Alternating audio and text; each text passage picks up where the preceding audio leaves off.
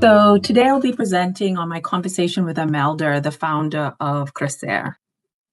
So my connection with Imelda begins when she and her promotoras or community health workers visited my health equity course. She also participated in a panel discussion and served as a guest speaker. Although I had met Imelda before and had a few brief conversations with her, I realized that I only knew her superficially.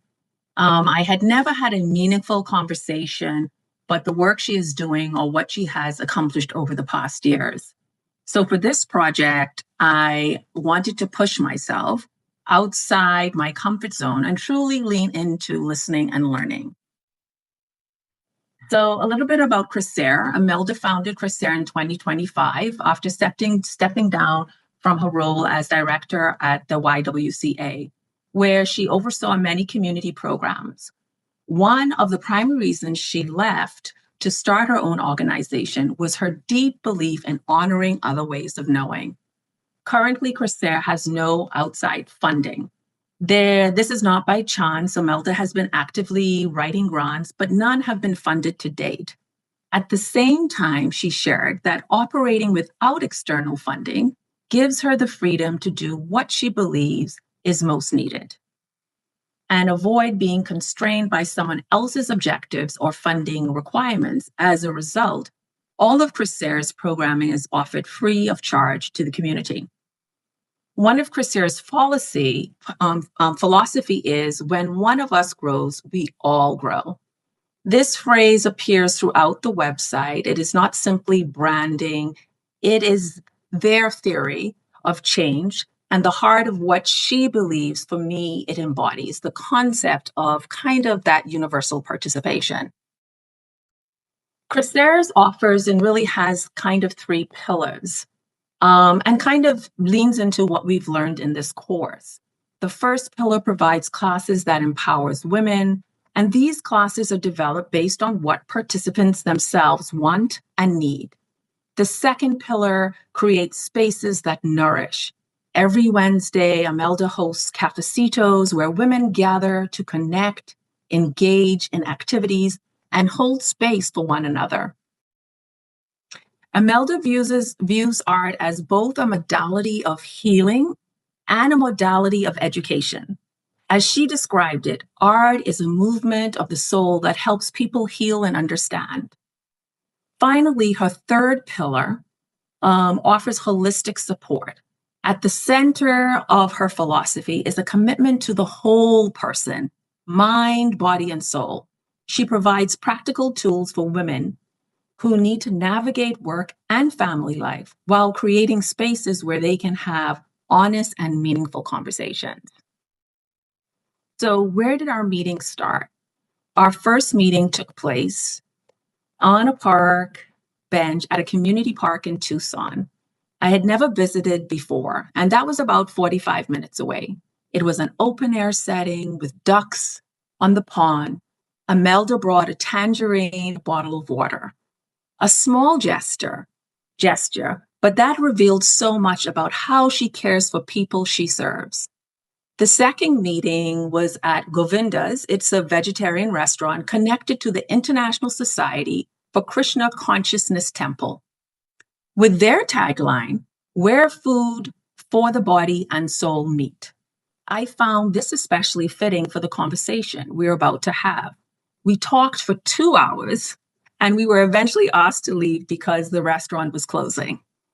The third meeting was a phone call 2 weeks ago, during which we discussed the topics from the course, like fugitive pedagogy, being in humble posture of learning, and what that means as a learner, an educator, and how she agreed about the importance of being in this constant humble of learning, equating that to solidarity or even shoulder to shoulder with learning. A circle, she called it, a circle of learning.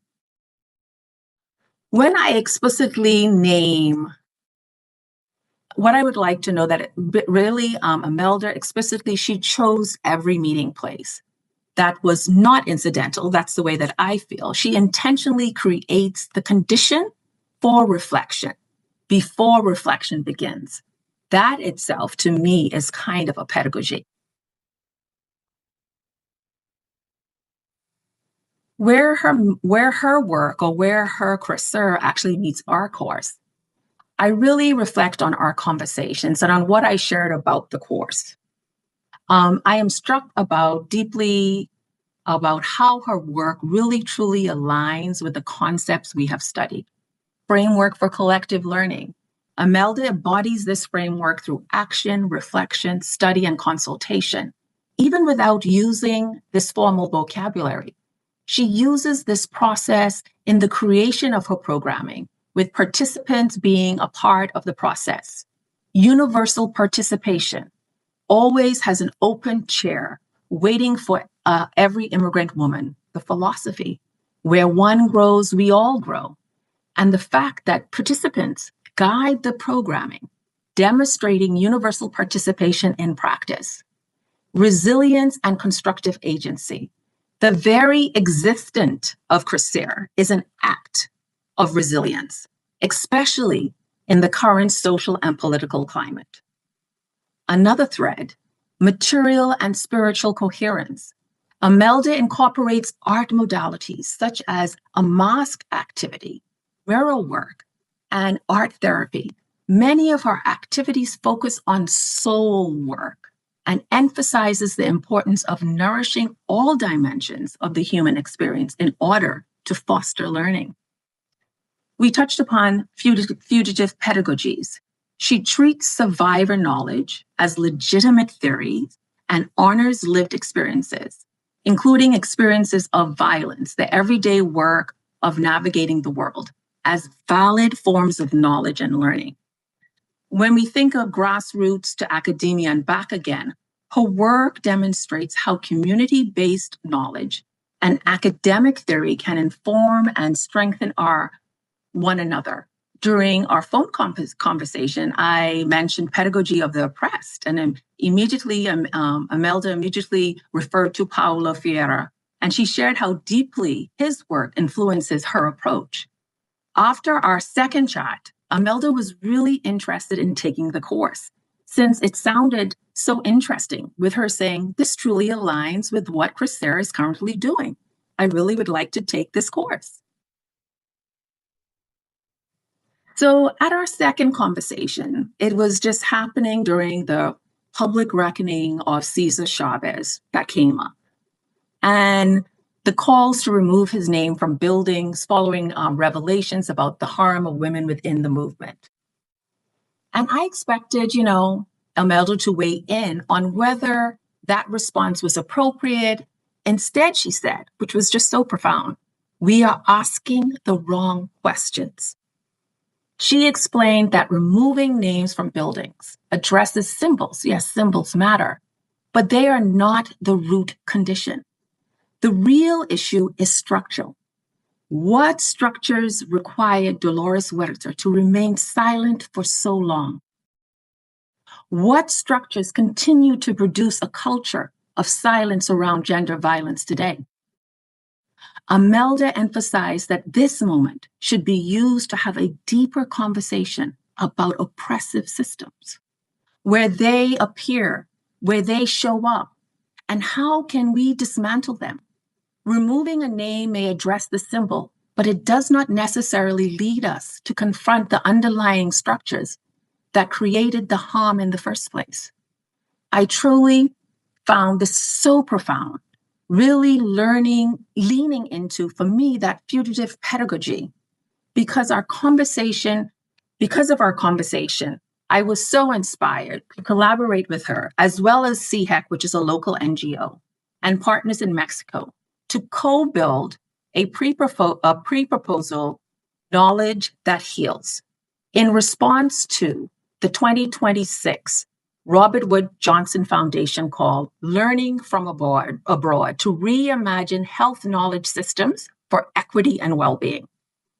The project is to be a binational community health knowledge model that creates and that centers on community, generated knowledge, traditional healing, oral histories, and lived experiences as a legitimate way of knowing, not antidote, but evidence. This truly, for me, demonstrating the grassroots to academia and back and back, happening really in real time. So I want to thank Imelda for sharing and walking the journey with me, but also inspiring how, on a day to day basis, I can understand and disrupt and pursue true understanding through transforming education, knowing, learning, and being. Thank you.